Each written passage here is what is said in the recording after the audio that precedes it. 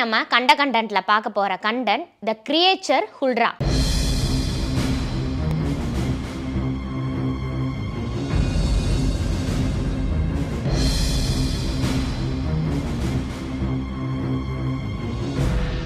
Norway, Sweden, Germany போன்ற நாடுகளில் ரொம்ப பிரபலமாக பேசப்படுற ஒரு கிரியேச்சர் தான் இந்த ஹுல்ரா. கதைகளின்படி இந்த ஹுல்ரா ஒரு அழகான பெண் மாதிரியே இருக்குமா.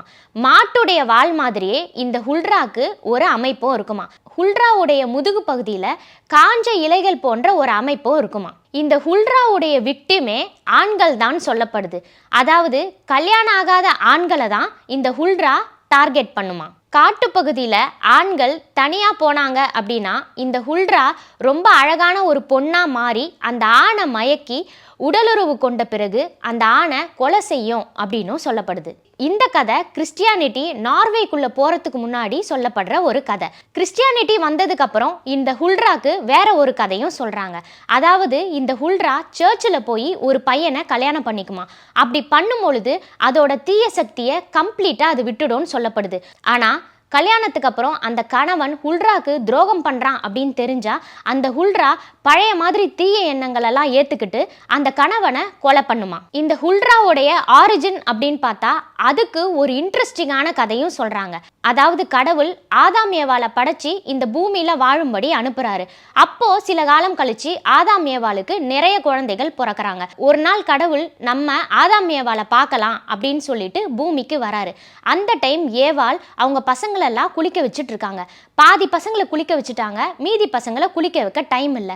அதுக்குள்ளேயே கடவுள் பூமிக்கு வந்துடுறாரு. அப்போ குளிக்க வைக்காத பசங்களை ஒரு இடத்துல ஏவாள் மறைய வச்சிடுறாங்க. குளிச்ச பசங்களை மட்டும் அந்த கடவுள்கிட்ட எடுத்துட்டு போய் நிறுத்துறாங்க. கடவுள் கேட்கிறாரு, உங்களோட பசங்க இவ்வளவுதானா அப்படின்னு. அதுக்கு ஏவாள் ஆமா அப்படின்னு பொய் சொல்லிடுறாங்க. இதனால கடவுளுக்கு ரொம்பவே கோபம் வருது.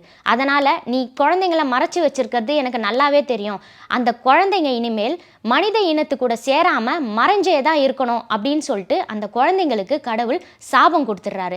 இதனால அந்த சபிக்கப்பட்ட குழந்தைகள் தான் இந்த ஹுல்ரா அப்படின்னும் சொல்லப்படுது. இன்னமும் நார்வே, ஸ்வீடன்ல இருக்கிற ரிமோட் ஏரியாஸ்ல ஹுல்ரா அப்படின்ற ஒரு விஷயம் உண்மையாவே இருக்கிறதா நம்பிட்டு இருக்காங்க. அவங்களும் ஒரு சில கதைகள்லாம் சொல்றாங்க. அவங்க சொல்ற கதைகளின்படி இந்த ஹுல்ரா கிட்ட நம்ம ரொம்ப பாசமா நடந்துக்கிட்டா அது நம்மளுக்கு ஹெல்ப் பண்ணும் அப்படின்னும் சொல்றாங்க. ஒரு நாள் ஒரு பையன் மீன் பிடிக்க போறான். அவனுக்கு மீனே மாட்டல. அப்போ ஹுல்ரா ஒரு பெண் வேடத்துல அந்த பக்கம் போறாங்க. அப்போ அந்த பையன் ஹுல்ரா கிட்ட ரொம்ப கனிவா மரியாதையா பேசினானா. அதனால அந்த ஹுல்ரா அந்த பையனுக்கு ஹெல்ப் பண்ணியிருக்கு. அதாவது இந்த இடத்துல மீன் கிடைக்காது, ஆப்போசிட்டா போய் மீன் பிடிச்சுப்பாரு, அந்த இடத்துல கண்டிப்பா மீன் கிடைக்கும் அப்படின்னு ஹுல்ரா சொல்லியிருக்கு. அந்த பையன் ஹுல்ரா சொன்ன இடத்துல போய் மீன் பிடிச்சிருக்கான். அவனுக்கு நிறைய மீன் மாட்டிருக்கு. இதுதான் ஹுல்ராக்கு சொல்லப்படுற இன்னொரு கதை. இந்த சம்பவம் நடந்ததற்கு எந்த ஆதாரமே கிடையாது. இது ஜஸ்ட் ஹுல்ராக்கு சொல்லப்படுற கதைகளில் ஒன்றுனே சொல்லலாம். ஹுல்ரா அப்படின்ற ஒரு கிரியேச்சர் உண்மையாகவே இருந்துச்சா இல்லை மக்களை பயமுறுத்துறதுக்காக உருவாக்கப்பட்ட ஒரு கற்பனையான விஷயமா அப்படின்றது இப்போ வரைக்குமே தெரியல. இதே மாதிரி இன்னொரு கண்டென்ட்டோட அடுத்த கண்டென்ட்டில் நான் உங்களை சந்திக்கிறேன்.